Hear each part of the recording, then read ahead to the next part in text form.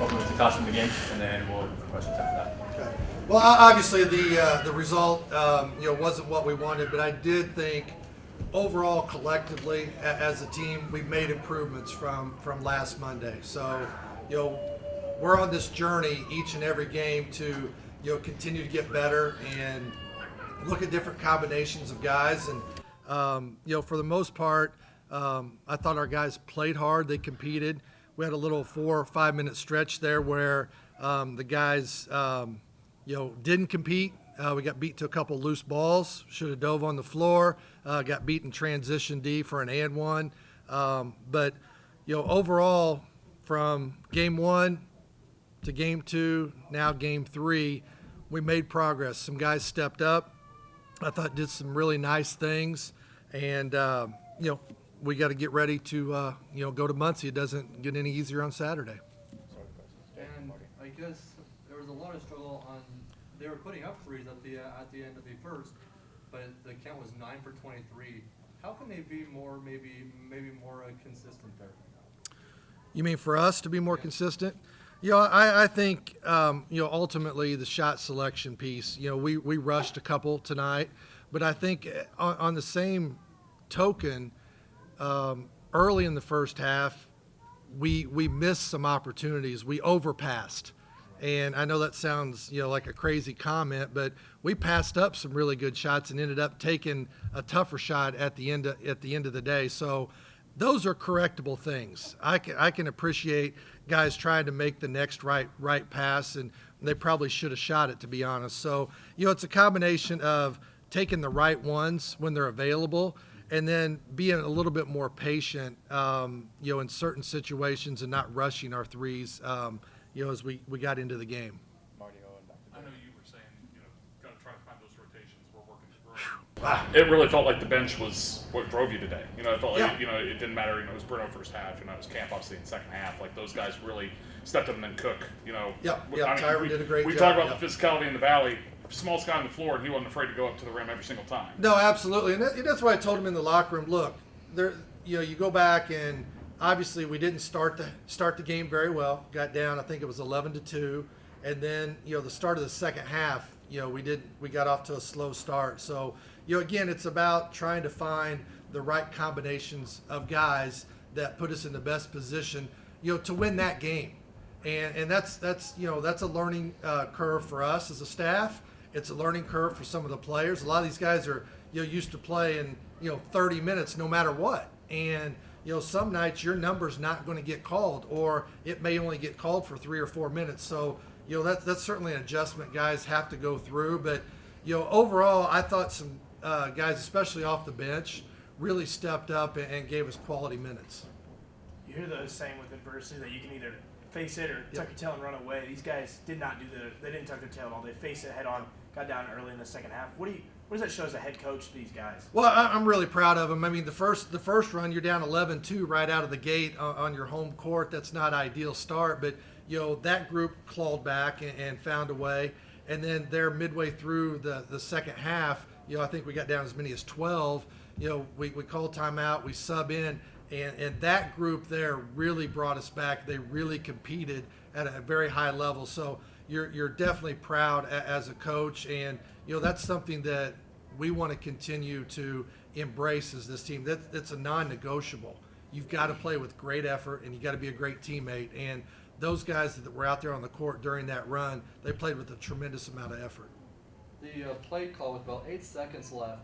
What was the thought process? Why didn't they wait until maybe around the buzzer to shoot that?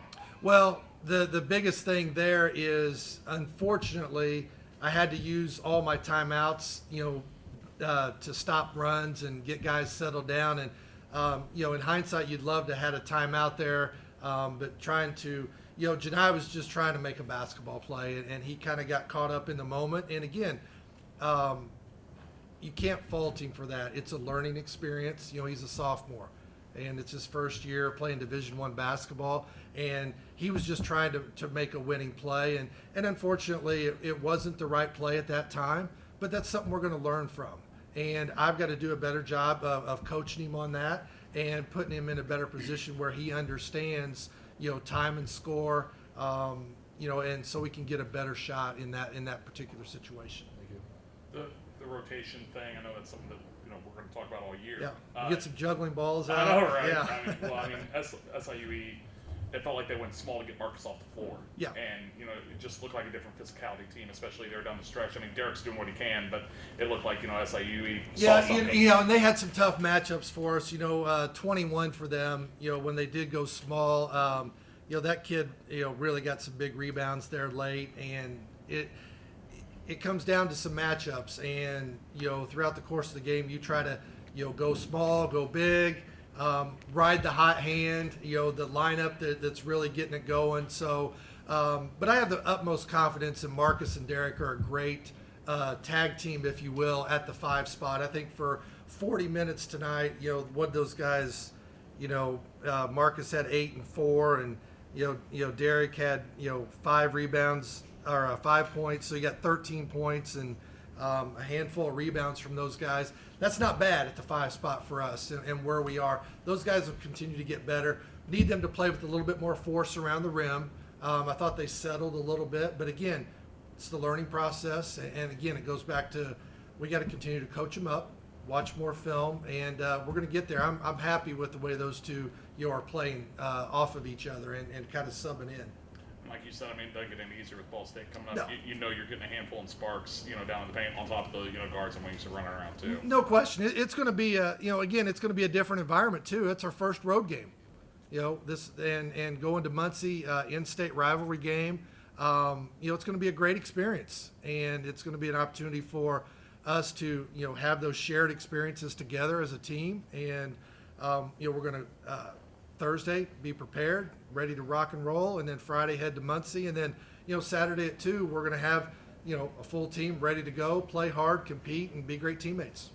Having Aaron back in the lineup, obviously something that helps your team out immensely as well. He did. He got 10 rebounds tonight, 5 on the offensive glass, and the one thing, and you got to think about this with Aaron, this is his first start as a senior, and you could really tell in the first 4 minutes, or at least I could, that he was nervous and he was very anxious and he was wanting to do the right thing, and that's why I kind of subbed him early just to get him calmed down. And then I think as the game wore on, Aaron kept getting better and better and better. So again, we're looking for big things from Aaron, and I think we have to take a step back and realize he didn't really play much last year.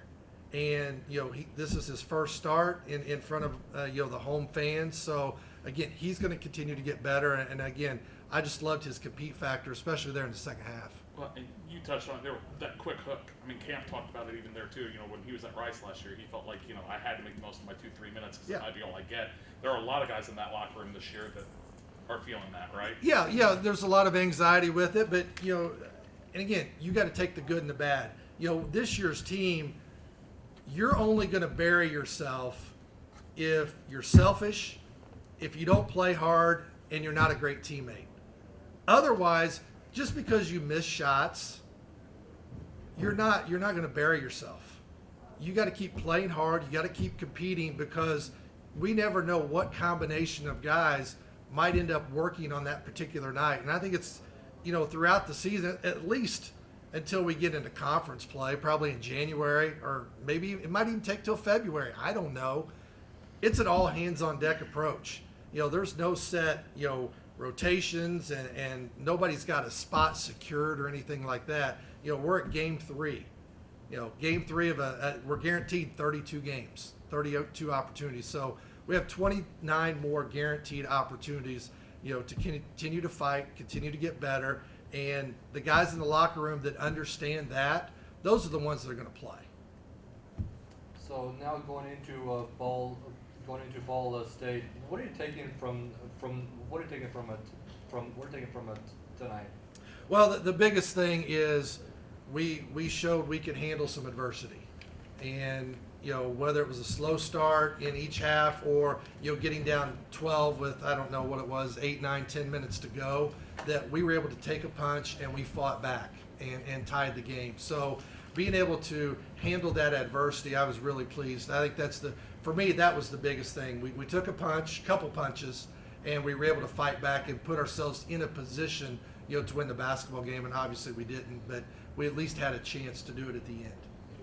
Anything about it? Okay, yes, sir. Thanks, Coach. Thank you, guys. Thank you, Coach.